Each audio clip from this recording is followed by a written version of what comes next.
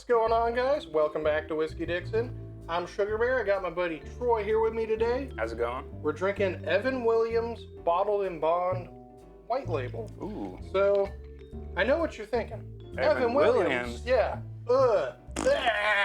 No, actually. The Black Label, the Black Label's pretty nasty. But this, for the price, might actually be the best whiskey you can get. I think under $20, you're not gonna find a Bottled in Bond 100 proof bourbon. You're not gonna find a decent Scotch. You're not gonna find a good Irish whiskey. Except this one. Like this, for some reason they are able to sell it this cheap. It doesn't even make sense.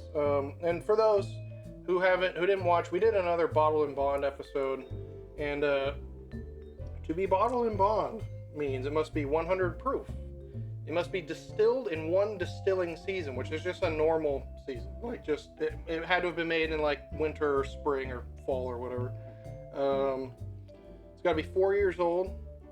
It's got to be aged in under government supervision and then bottled under government supervision. So it comes from the days during Prohibition when only a handful of distilleries were allowed to keep making whiskey for medicinal purposes, and the government had to ensure that it was medicinal quality whiskey. So that's exactly what this is. That's why they keep doing this, is because it ensures a really high standard of quality in American whiskeys. And this is one of the best examples of that, being that you have the Black Label version, which is bad. And then you have this, which is it's the same mash bill. I think it's just slightly older, maybe. And then So you think the age helps probably? Age, the 100 proof, and I think when it's under government supervision like that, it That's your essentially tax dollars at it work. just ensures quality. It just ensures quality, and it comes from the Heaven Hill Distillery in Louisville, Kentucky, which they tend to make a lot of my favorite bourbons. I really like Larceny a lot. I love Elijah Craig, as you know. So this is just another solid bourbon from Heaven Hill. And on the nose, not a whole lot going on. That same candy note that oak. shows up. Yeah, but there's I get cinnamon, and then especially on the palate, once you take a sip and then you sniff it. Oh. And it's so like rich and full too. I don't know. I got a good cologne for some reason when I had it in my mouth. I don't know, man. I don't know if that's a good thing.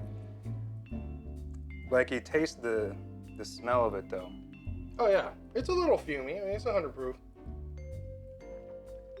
Oh, I really like this one. Try drinking it and then sniffing like while you're swishing it.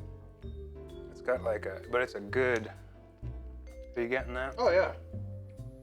I can't put my finger on it. I kind of get what you mean. I kind of get what you mean.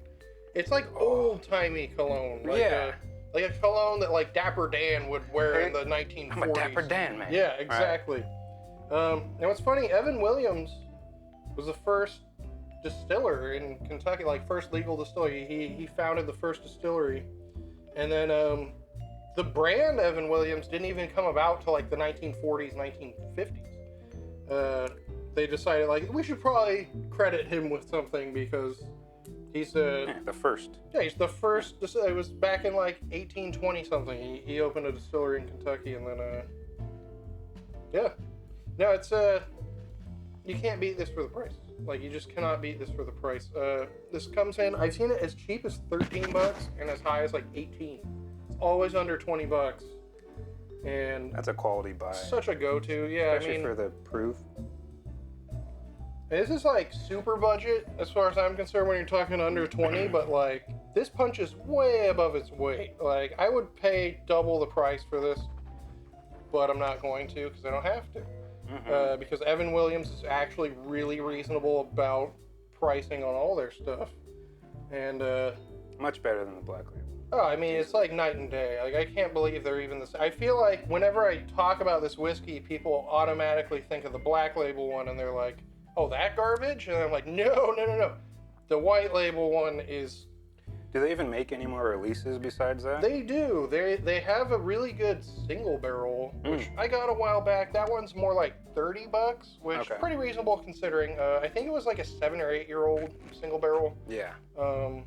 That one's really good. I would take this over it for the price and the proof. I'm a big fan of just higher proof whiskeys because that's just more whiskey and less water in the bottle. Oh yeah. And so, yeah, that's always what I'm gonna go for. I definitely go for proof.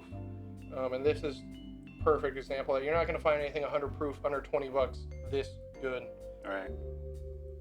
It's still staying with me. The Like tingles. you could buy a case of this.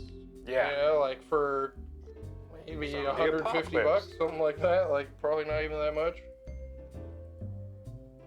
I mean, it's not the most complex bourbon. It's very smooth. I get a lot of cinnamon, a little bit of oak. Yeah, I'm starting to get that cinnamon now.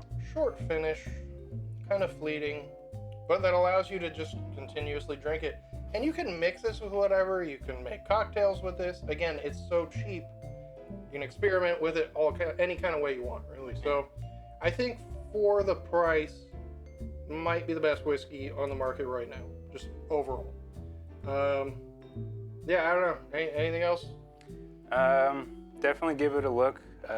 You know, you might be turned off because of the name Evan Williams. Yeah, but just ignore it's the great. name. Just look for if it's the white label. Yeah. Yes. No, this is a steal for the price. Well, if you like this, follow us on Instagram, subscribe to the channel, give us a thumbs up. Let me know if there's any other Evan Williams stuff out there I need to try. I'm not trying the flavored one, so don't even bother with that. And until next time, Sugarbear, Troy. Whiskey Dixon, cheers, keep on drinking.